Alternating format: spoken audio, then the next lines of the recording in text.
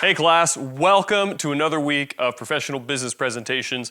We're going to go over something extremely important in your delivery of your presentations today, your body language. How you present your body, how you present yourself, the confidence, the energy, the vocal tone. We'll talk a little bit about that as well. But we're going to go from head to toes on the best ways to present yourself physically to make sure that you are credible, confident, self-assured, and that your audience receives you and your message. Now, when it comes to body language, there are two things you need to keep in mind. First and foremost is, are you distracting the audience with your body language? And your first reaction might be, well, no, I usually just stand like this, or maybe like this, or even like this. And you may think to yourself, oh, that's not distracting. But I'm here to tell you, it is. And we will go through each one of those body movements and go through why they are distracting, why they are ineffective gestures, what are good gestures, and how to use them in future presentations. So let's dive right on in with head, shoulders, knees, and toes. I'm joking. We're just going to start with the head and then move down through the toes, all right? So, your head.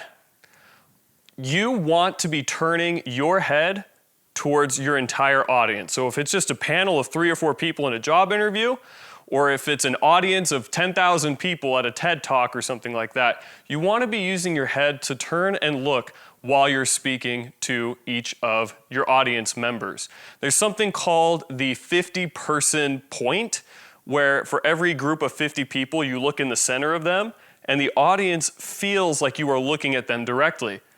Eye contact and looking at your audience creates connection. It ties you to that person and it makes your message more memorable. It's also a way for them to connect with your brand and to feel what you are feeling as you are presenting.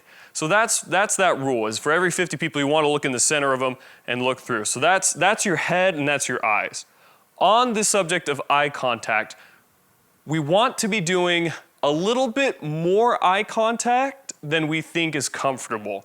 Now, for the general majority of people, when we look at somebody in the eyes too long, especially without blinking or something weird like that, we get feeling really uncomfortable, and that's because it's a domination stance. It's a very authoritative, looking down, aggressive type energy when you're just making unblinking eye contact at your audience. So that's why a lot of us tend to lean away from too much eye contact, but then we go too far the other way, and we're not making enough eye contact. One thing that I struggle with as a presenter is I can get distracted if I'm reading the expression of an audience member. So for example, in a job interview, when somebody asks me a question, I'm making eye contact with them deliberately. And then when I begin to answer my question, I'll usually pause and look away so I'm not distracted. And then what I struggle with is locking back into that individual, keeping that eye contact when I deliver a story or an answer in a job interview. Oftentimes what I'll do is I'll begin talking and then I will look up and away to not get distracted, but then I have to force myself, hey, come back, keep that good eye contact, because it's so important. Eye contact communicates confidence. It shows, for example, when you're with your friends and family, eye contact is no problem, and it's natural and easy. But when we're around someone we're not comfortable with, or we're feeling a little insecure about ourselves, it can be difficult to maintain eye contact. So my general rule of thumb is this: make a little bit more eye contact than what you think is comfortable. And that's a weird thing to be aware of, but just try it in not professional settings. Try it in normal social settings, and you'll see that it works pretty well. Just make sure to blink. That's an important thing to be doing as well. Okay, when it comes to the mouth, we obviously want to be smiling more than we are frowning. A good default for the face is funny, I got a beard, kind of makes it a little bit harder to see, but a default is a resting smile.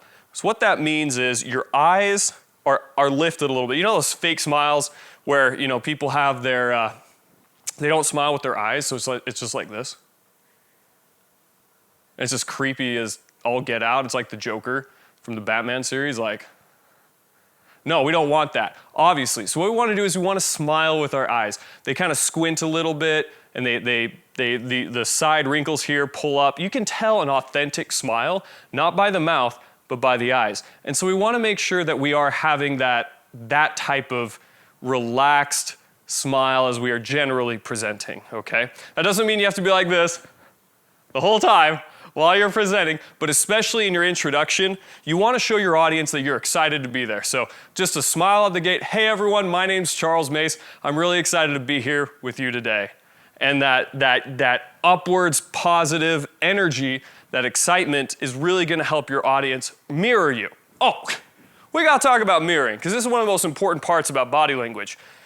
Human beings mirror one another as a standard behavior to feel comfortable with a new person.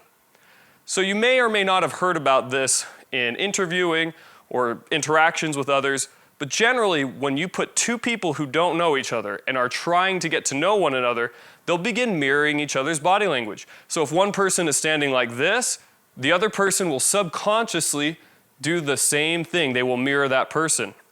You may have noticed this in customer service phone calls. They mirror the voice, which we'll get to here in a sec, where if I'm talking a little bit slower and maybe with a little bit of a southern drawl, then the customer service agent that I'm speaking to will slow down their pace, and maybe the other two will throw in just a little bit of that draw. And it works, and we do it subconsciously, but what's great about being a presenter is you can use this to cause your audience to reflect what you want them to reflect. This is pathos in action. This is a physical demonstration. So if I'm bouncing around, I'm really happy, really excited, got lots of energy, the audience is going to mirror that, and their baseline energy is going to be raised up. That's why when you see motivational speakers, they're doing that, they're up, they're clapping their hands, blah, blah, blah. But this is professional business presentations. We're not going to go overboard with that. But what we do want to be aware of is, hey, can my audience reflect the energy that I'm bringing? And if so, what is that energy I want to bring? And what's really powerful about that is if your baseline is higher energy and excitement and enthusiasm and different things like that, not over the top, guys. We don't want to be inauthentic. We don't, ha ha, here we go, everyone. No, that's not what we're trying to do. But what's true to you, when you feel uplifted and high energy, what does that look like authentically to you? That's what you want to bring to the presentation. Don't try and be a motivational speaker. That's not going to help you at all. Be authentic and true to yourself and just bring that energy in that beginning. But what's awesome and powerful is when you want to slow it down and you have something really meaningful that you want to share with your audience. Maybe an impactful story that is really going to hit them in the heart, just a little bit different. You are able to influence your audience by changing the tone of your voice, changing your body language, doing different gestures like that, and then they will react, they will mirror that. They'll be like, oh, what a heartwarming story. Or anyway, you get the point. If you're outraged and you're kind of moving around like this and you're grasping your fists, we can't stand up for this. We need to unionize. We need to make sure that we're getting the profits that we deserve as much as our stakeholders are. Whatever you want, however you want to present yourself, your audience is going to mirror that energy. So when we present like this, and we kind of talk a little bit monotone, and we talk about our slides behind us, and we just are a little bit uncertain and just kind of scared, the audience feels that. They actually feel the same insecurity or awkwardness or discomfort that you may be feeling, or portraying at least. And so then they become uncomfortable with your message, they become uncomfortable with you, they'll mirror that and feel it. So make sure that you want to be approaching your audiences with the energy you want them to receive you with. It's kind of like the golden rule a little bit. It's bring the energy that you want your audience to feel, that you would also want to feel as an audience member to your own presentation, if that makes sense. Okay, moving on. We talked about mouth, we talked about smiling. Nothing too much there. With our shoulders, we want our shoulders to be squared to the audience generally. It's okay to obviously pace around a little bit, but basically what I don't want you to do is present like this. Unless you are turning to point and gesture at a screen, you want to make sure that you are pretty much squared with your audience. And what you'll see is your feet are a huge determinant for that. So we'll get to the feet here in a second, but you want your shoulders open, and I know especially for those of us who are feeling a little insecure as presenters, it's okay, I understand, we'll want to hunch our shoulders forward Sometimes we want to make ourselves seem small and unassuming, so it's important for us to pull those shoulders back a little bit and really open up that chest and open up our space, because that, as you fill the space in the room, it shows confidence, self-assurance, etc. So everyone benefits from that. There's actually something that changes chemically in your brain when you have an open posture and open stance. So I know it feels uncomfortable for a lot of people. And I know some women in particular feel uncomfortable with it as well. And I encourage you and invite you to challenge yourself to practice opening that up and saying, you know what? I am strong in who I am. I can present myself in my best self in this way. And I want people to receive that message. So go ahead and open up that chest, open up that. You don't have to be puffing it out crazy or anything like that. But we want to pull those shoulders back and have them pointed towards the audience when we are presenting, okay? All right, moving on. Hips are going to follow our shoulders generally, so don't need to worry too much about that. We'll come back to arms. We'll finish with arms. Let's go down to legs. Fascinating thing about the feet and the legs. There's in body language reading, there's a science actually to that. In body language reading, the feet are the furthest from your mind, and that's why they are the hardest to lie. That's kind of the cheesy catchphrase for it. But the point is, your feet will communicate, your legs and feet communicate way more honestly how you feel about a situation than your upper body and especially your face. Because we can fake it with our face, and sometimes with our arms we can fake it, but most people are not aware of their feet. What do you mean, Charles? What do you mean? Well, let me demonstrate, okay? When you are in a social setting and you're in a conversation with a group of people, the person you are most interested in, whether that's professionally, maybe you want to date that person, maybe they're your best friend and you enjoy their company, whatever it might be, you will naturally place your dominant foot pointed towards them. So if we were in a group of people and there's 4 or 5 people, what we'll do is we'll usually point our dominant foot to the person we enjoy the most or the person who's speaking. So if this person was speaking in this corner or this way and then someone over here, I would probably lift my left foot and point it towards them to listen to them. And our feet are gauges of interest. So another interesting social experiment is in a group of people, if you see someone with their feet pointing away from the group, they want to leave. They just want to get the heck out of there, okay? When we cross our legs, especially when we're standing, it's because we're uncomfortable and we're trying to protect ourselves, okay? That, and your audience can see that and predict that. And we don't want to distract from our message. We don't want the audience looking at us and thinking, oh, he looks really uncomfortable up there. Oh man, she seems really uncertain. So when we cross our legs like this, and again, I'll get to arms here in a sec, but especially if we're like crossing our arms and like this, oh boy, that just sends a screaming message to your audience that you aren't comfortable, that you're not confident, you're insecure. And again, guys, it's okay to feel not confident. It's okay to feel insecure. We just don't want the audience seeing that in our body language. And more often than not, if we do have controlled body language, we can even express to our audience, hey guys, how's it going? I'm gonna be honest with you. I am so nervous to deliver this presentation. I know there's a lot riding on the line, and I've kind of got the jitters, so bear with me. When you're honest and vulnerable and authentic with that good body language, people receive it and they love you for it. It's endearing. They enjoy honest human presenters. So don't be a robot. If you're feeling a little nervous, you can express that. Totally okay, but let's just make sure we're in control of our body language, which is something we absolutely can control. We may not be able to control the feeling of being insecure entirely or not feeling confident entirely, but we can control our body language, and therefore we can control how the audience perceives us through our body language. It's uncomfortable at first, but I promise through practice, you can get all of this down. Okay, so if you're presenting, where do you want your feet? Well, first and foremost, again, never cross them. You can have them in a wider stance. I want to get this is kind of weird, obviously.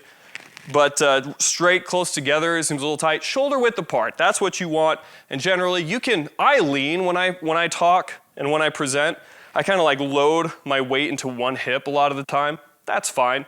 We just want to make sure, again, that our feet are open, shoulder width apart, pointing at our audience members, following with our shoulders and our head with a good smile and good eye contact, okay? Perfect. Anything else with legs and feet? No. Let's move on to our arms and hands. Okay. These are by far the hardest to control because we naturally want to do a few different gestures that create a barrier between you and your audience. And that's the big thing we're trying to avoid. Do not ever, with any body part, create a barrier between your torso and your audience, because that communicates discomfort and insecurity. We'll go through each one. The most common is arms folded, but let me tell you, and you can read this in the optional textbook, What Every Body is Saying by Joe Navarro. This isn't just Charles' conjecture. This is the science of body language. It's psychology. It's a whole bunch of different things. So as I say that, just know that this isn't opinion, this is science, okay? But when I cross my arms, even if I'm just cold, my audience perceives me as standoffish, that I'm protecting my vital organs. Because again, that's what body language evolved to do originally for the human race, was to communicate what we were feeling. And if I'm covering my arms like this, I am protecting my body, I'm protecting my vital organs. So even if I'm just cold, or if I feel like, oh, this is just comfortable, and some people say this is like a confident stance, sure, I guess, but what we don't want to do is distract from our audience. And so if we have a barrier between the audience and me doing this, then they're going to feel like they can't trust me and that I don't trust my audience.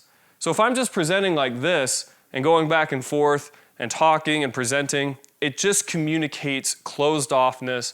It breaks the connection with your audience. So you do not want to fold your arms. Similarly, one of my least favorite body language gestures is the fig leaf. Also protecting a vital organ, which is distracting, especially because your hands are kind of going towards that position. So like, let's say I'm gesturing like this and then I go to this position. Your body hand gestures draw your audience eyes. And obviously you don't want them to be focusing on your body. You want them to be focusing on your message and your presentation. So when we fig leaf, again, we are communicating to our audience that we are uncomfortable, that we are protecting ourselves. And whenever we are doing a gesture where we hold our own hand, the audience subconsciously perceives that to mean that you are holding something back. So that's why this one is probably one of the worst hand gestures you can do while presenting. Again, a lot of presenters do this because it conveys authority. It's a little bit aggressive. It's almost like, here are my vital organs. Go ahead and try and attack me or stab me. I'm not scared. Gorillas do this. Dogs do this. There's lots of different mammals that do this as a way to communicate dominance. We don't want to communicate dominance to our audience. We want our audience to feel like we are equals. We want to feel connection and trust. So if I'm going like this and I'm looking down on my audience, that's going to create a barrier. They aren't going to be as receptive to your message. We don't want to do that. In addition, it appears to your audience that you are hiding something because you're holding your hands or you're holding yourself back from attacking. We don't want that. Again, you're like, oh, nobody sees somebody do that and thinks that they're holding back a punch. But the truth is, a lot of this is subconscious. The mirroring that we naturally do with people, I don't know if you noticed it until now, but now that I've told you, you're going to start seeing it. The feet thing, where you say, oh, where people's feet are pointing is what they want, you're going to start paying more attention to that now and be like, oh my gosh, yeah, that happens everywhere. I'm doing it right now. So it is subconscious. It's not pseudoscience. It's real science. And when we do these types of gestures, holding ourselves back, holding our hands behind us, your audience subconsciously feels like you are hiding something from them. Now let me ask you, why do you think that would be a bad thing as a presenter to an audience? If the audience thinks that you're hiding something and you're trying to persuade them to buy something, or if you're informing them how to do something through an informative presentation, maybe they're going to think, wait, is there something this guy's not telling me? I don't know if I can fully trust this person. And they might not even be able to articulate. They'll just say, I had a gut feeling. I just felt like I couldn't trust them. I didn't want to buy it. I felt like I was missing something. Those are words that audience members say when a presenter has bad body language, and of course, sometimes other parts of their presentation.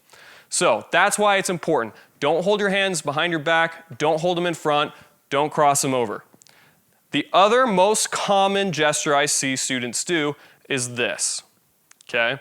This is just a lesser version of fully crossing your arms. And we see a lot of presenters do this because it is comfortable, it is safe, you are protecting your bodily organs, and you're protecting yourself, that self-assurance almost by doing this. And it effectively does the same thing. It's creating a barrier with your audience. It's showing that you don't feel comfortable with them, that you don't necessarily trust your surroundings and circumstances. And guys, it's natural. It feels great to do this when you're presenting, because then when you gesture, boom, you just come out, gesture, gesture, gesture, and then you come back. But I'm telling you now, it is a distraction. It conveys insecurity, lack of confidence, uncertainty, and you just don't want your audience to feel that. It's not about them seeing you and perceiving you in that way. That's a totally different thing. What it is you just don't want your audience to mirror you. And so if you're doing this, they're going to want to fold their arms. And there is scientific proof, again, they've done studies on this, that when you as a student are crossing your arms, listening to a lecture, you will retain less information than if you simply open your arms and watch that lecture. It's crazy how powerful body language can be. So don't do this. Keep those arms off and to your side. So that's the question you're asking. What do I do with my arms? What do I do with my hands if I can't cross them and do any of that stuff? Just do this. That's it. Just have them relaxed down by your sides. Again, we want to make sure that our chest, we aren't hunching and going like this. We've got those shoulders relaxed and up, and they just come down to your sides. And then when I present and I start using my hand gestures, it looks natural, it looks good, and I'm telling a story and I'm talking, I'm making an important point, and then I come back, and then I come back to the side as I make my next point. And that is good body language. That's the best. It shows confidence, self-assurance. It's effective. It does not create distractions. It is super duper effective. So again, we talked about what are the two things we want through body language. We don't want to make distractions, and we want to evoke an emotion in our audience through our body language. And that emotion can be something as simple as being comfortable. Do I feel comfortable? Okay. Moving on to elbows. This is another protective measure that a lot of presenters have, is they will pin their elbows to their rib cage, again to protect their vital organs. When we feel uncomfortable, we want to protect ourselves. So when they gesture, instead of being open and fluid like this, they tuck those elbows into their ribs and they kind of gesture like this. And so obviously it seems like I'm exaggerating because I've been using good gestures before this, but a lot of people do. They pin these down and they kind of gesture like a T-Rex. Don't do it. Don't do it. Pull those elbows off of that chest. And again, or off those ribs. If you just open your shoulders, drop your arms down to your side, it'll feel good. And then when you talk to your audience and you gesture, just pull that elbow off of the ribs and continue to gesture, okay? Don't T-Rex. Keep those elbows off of your ribs. Communicate confidence. Communicate self-assurance. Okay. Next is hands. A little bit more on hands. This gesture is called steepling, okay? It's a very dominating gesture. You'll see Kevin O'Leary from Shark Tank do this all the time, showing you that he's the one in charge. And he's going to gesture like this, and it shows authority and all these different things. Let me tell you what it does. It distracts your audience. It makes you appear better and superior to them. You don't want your audience to feel inferior. You want your audience to feel comfortable, to connect with you, and have trust. So don't do that gesture. Keep those hands off and loose. When you gesture, you want to make sure you have an open palm. That's the best way to gesture. You don't want to be pointing. Pointing is very rude. How dare you? Even if I'm pointing to the presentation, I still struggle with this from time to time. but pointing is not as trust building as an open palm, because it makes sense. If I am doing an open palm, handing you something, it's like I'm giving you a gift, I'm showing you that I don't have any hidden weapons, which sounds funny, but again, if you think about human evolution over the last 200,000 years, that was a big concern, were hidden weapons. So we evolved to want to see each other's hands. And that's why we handshake in today's society, is because it was a gesture used back in the day to show, hey, I don't have anything to hide, let's shake hands. So that's why it's so important to keep that hand open palm gesturing. When somebody raises their hand to ask a question, you point to them and gesture like this. Yes, go ahead. You can lean forward a little bit, show that you're listening, turn your ear to them, show that you're listening. Powerful stuff, okay? Other things with hands, we already talked about it. Don't interlace, steepling's no good. Don't hold your hands in a fist. Don't ever clump them like this. That just looks like you're tense or scared or angry. You don't want your audience feeling tense, scared, or angry, and they will mirror you. So make sure to relax that. Oh, all right, feeling good, feeling relaxed, open hands, open palms, okay? Yeah, we'll go to gestures in general. So we already talked about when you're pointing to something, open palm. Let me just say, your instinct as a presenter is to not gesture big gestures, okay? Because we're just taught to not be over the top or be dramatic. This is a professional setting. We shouldn't be flinging our arms all over the place. Yeah, I mean, obviously. So my general rule of thumb is this. If you feel like your gestures are just a little bit too big, that's the sweet spot. And let me demonstrate to you. So if I'm telling a story and I'm keeping my gestures kind of closer to my chest, I'm not quite having my ribs tucked in, but I'm just keeping it really close to me and I'm telling a story, it might not distract you. But if I start telling a story and I pull out my left arm here and I'm talking about a conversation I had with somebody, but then I go and do something like this and tell, it was crazy, guys. Let me just tell you about this and that. It doesn't seem over the top to you as an audience. But I promise you, if you were gesturing as I just was, you might feel a little ridiculous. So take this week, while you are practicing your informative presentation and persuasive presentations especially, to deliberately over-dramatize your gestures. Because if you practice out here, you'll deliver in here instead of being really closed off and really small with your gestures, okay? Again, big gestures show confidence, it's enhancing, it builds pathos and trust with your audience. So make sure that you are gesturing big. It's okay to gesture big. It's not distracting. I promise it enhances your message. Okay?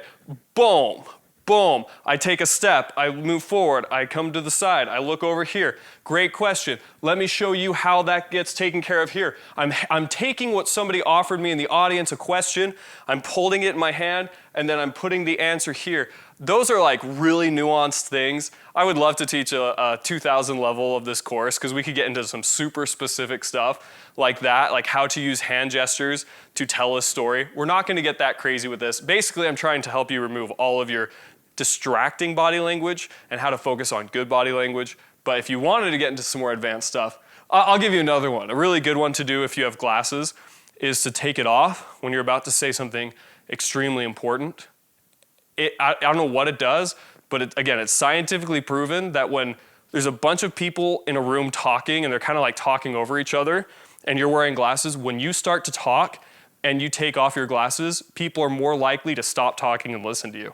Fascinating. You could do it yourself, try and socially experiment. But again, like if I'm telling a story, blah, blah, blah, and then I pause for a second and I take my glasses off and I lean in and I say, this is why we have to take action today.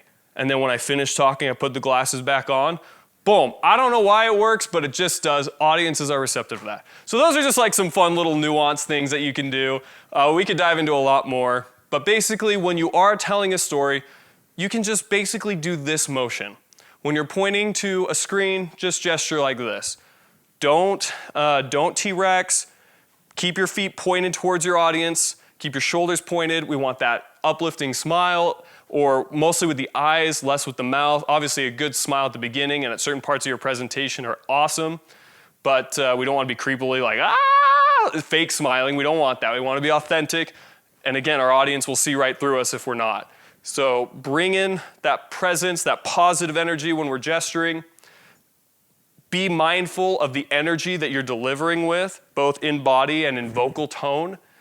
The way that we speed up, the way that we talk really excitedly about something can really pull our audience in. And then when we want to make an extremely profound point, we can slow down. And in fact, we can use silence as a tool to re-engage our audience, which is what we want to do. So don't be afraid of silence. Use vocal cadence variation. We want to speed up and get louder at times, and then we want to slow down and maybe get a little bit quieter at other times.